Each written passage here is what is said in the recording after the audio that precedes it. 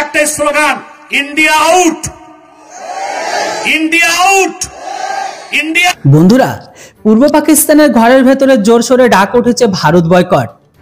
পূর্ব পাকিস্তানে ইসলাম পোড়া টুপিদাড়ি রাখা ব্যক্তিগুলো বা লুঙ্গি পরা ব্যক্তিগুলো তারা বলছে ভারতের পণ্য বয়কট করুন।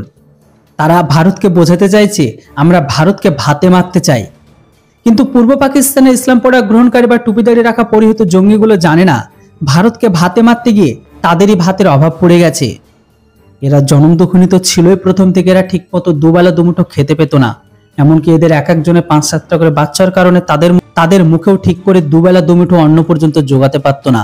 রিসেন্ট দেখুন পূর্ব পাকিস্তান ভারতের পেঁয়াজ বয়কটকে নিয়ে কি হয়েছে, যার উপর অলরেডি আপনাদের দুটো ভিডিও জানিয়ে দিয়েছি।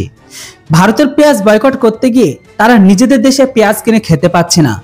বয়কটটা তারাই ডাক দিচ্ছে যারা ইসলাম প্রোডাক্ট গ্রহণকারী, বিশেষ করে যারা জঙ্গিদের লিডারগুলো।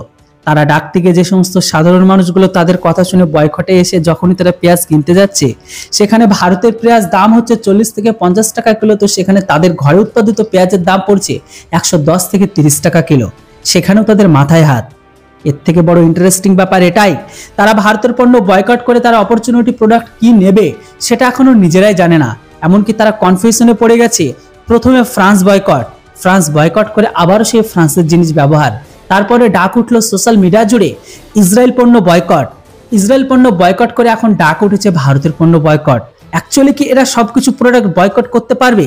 কেননা তো এরা গোটা বিশ্বের জঙ্গি ছাড়া কিছু উৎপাদন করতে পারে না।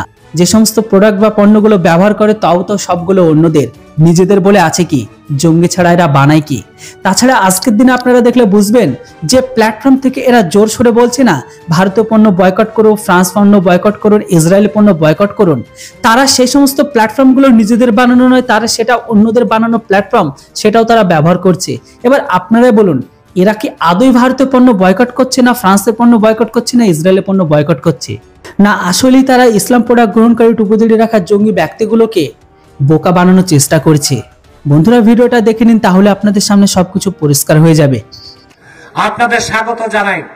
আপনারা ইহুদিদের পণ্য বর্জন করছেন এবং ভারতের পণ্য বর্জন করছেন।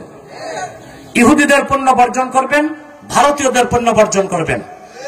কারণ ভারত পণ্য বিক্রি করে যে টাকা পায়, ওই টাকা খরচ করে মসজিদ সরায়, মন্দির বানায়। আপনাদের উচিত হবে তাদের পণ্য কিনা। আমাদের একটাই slogan, India out, India out, India out, boycott Indian products. রাজি আছেন? ওদেরকে আমরা ভাতে মারবো যেন আর ভবিষ্যতে আমাদের একটি মসজিদকে সরায়া মন্দির বানাবার সাহস না করে। সকল দলের মতের একটাই দাবি, অনতিবিলম্বে স্বাধীন বাংলায় শয়তান কাদিয়ানীদেরকে রাষ্ট্রীয়ভাবে অমুসলিম ঘোষণা করতেই হবে, করতেই হবে, করতেই হবে। যদি জানমাল দিতে হয়, কারা কারা প্রস্তুত আছেন হাত তুলে দেখা। কাফের কাফের কাদিয়ানীরা, কাফের কাদিয়ানীরা, কাদিয়ানীরা কাফের কাফের। সংসদে আইন চাই, কাদিয়ানীরা কাফের, কাদিয়ানীরা কাফের। সংসদে আইন চাই, নবী পরে নবী নাই। সংসদে আইন চাই, সংসদে আইন চাই, নবী পরে নবী নাই। কাদিয়ানী কাদিয়ানী কাফের কাফের, কাফের কাফের, কাদিয়ানী কাদিয়ানী। নারে তাকবীর, আল্লাহু আকবার। সম্মানিত সুধী, এই শয়তান কাদিয়ানীদেরকে অর্থনৈতিক সহযোগিতা করবেন না। করেন আপনারা? জি করেন। প্রাণ কোম্পানির যত জিনিস তাদের, সেজান কোম্পানির জুস তাদের, RFL এর পণ্যগুলো তাদের, প্রথম আলো, ডেলি স্টার, কালের কণ্ঠ তাদের। এগুলো ধরবেন না, কিনবেন না, বেচবেন না। আপনাদের স্বাগত জানাই। আপনারা ইহুদিদের পণ্য বর্জন করছেন এবং ভারতের পণ্য বর্জন করছেন। ইহুদিদের পণ্য বর্জন করবেন, ভারতীয়দের পণ্য বর্জন করবেন। কারণ ভারত পণ্য বিক্রি করে যে টাকা পায়, ওই টাকা খরচ করে মসজিদ সরায়, মন্দির বানায়। আপনাদের উচিত হবে তাদের পণ্য কিনা। আমাদের একটাই slogan, India out, India out, India out, boycott Indian products. রাজি আছেন? ওদেরকে আমরা ভাতে মারবো, যেন আর ভবিষ্যতে আমাদের একটি মসজিদকে সরাইয়া মন্দির বানাবার সাহস না করে। কিন্তু মনে রাখবেন, ইহুদি আর হিন্দুদের চেয়ে নিকৃষ্ট কাফের কাদিয়ানীরা। ওদের কুফরি আকিদা শুনলে, ওদের অন্যান্য কুফরি আকিদা গুলোর মধ্যে একটা হচ্ছে তারা বিশ্বাস করে যে 1857 সালে কোরআন শরীফ বাজেয়াপ্ত হয়েছে। নওয়াজবিল্লাহ। কাদিয়ানীরা বিশ্বাস করে শুকরের গোশত এবং মদ খাওয়া হালাল। তারা বিশ্বাস করে ইংরেজদের তাবেদারি করা ফরজ। ইংরেজদের বিরোধিতা যারা করে তারা কাফের। সেই কুখ্যাত কাফের কাদিয়ানীদের পণ্য ধরবেন না, কিনবেন না, বেচবেন না, মনে থাকবে। আরেকটা মুসলিম সম্প্রদায় আমাদের বিরুদ্ধে কাজ করছে, এটা হচ্ছে ঈসাই জামাত। এটা নাম কি? এটা হচ্ছে খ্রিস্টানদের একটা দল। এরা 1975 সালে বাংলাদেশে আসছে।